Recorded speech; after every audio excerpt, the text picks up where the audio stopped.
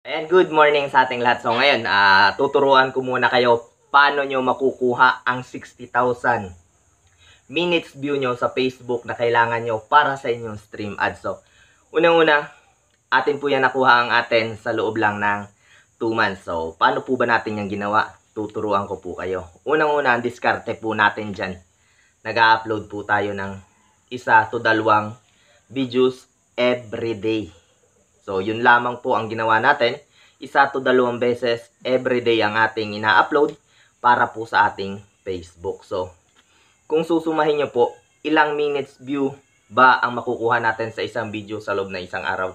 So, ipapakita ko po ang akin sa inyo. Yan po ang nakukuha natin sa isang videos natin everyday. So, kung ganyan po kalaki, halos 1,000 po minutes view ang ating nakukuha sa loob ng isang video lang natin, sa loob ng isang araw. So, how come pa na atin pong gagawing 2 video sa loob ng isang araw? Isa sa umaga, isa sa hapon. So, ibig sabihin po, makakakuha po tayo ng 1,000 to 1,500 minutes view sa loob ng isang araw. Kung susumahin nyo po yon sa loob ng 2 buwan, kaya na po nating buuhin yan 60,000 minutes view na kailangan ng stream ads para po sa ating monetization tools na matapos po natin yan sa loob lang ng 2 buwan. Wag lang po natin gawing ngayong araw, bukas, hindi naman. Sa susunod, gagawa ulit tayo.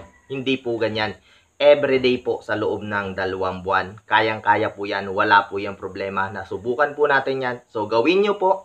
Sigurado po ako na kayang-kaya po natin yan. So, yan lamang po at maraming salamat.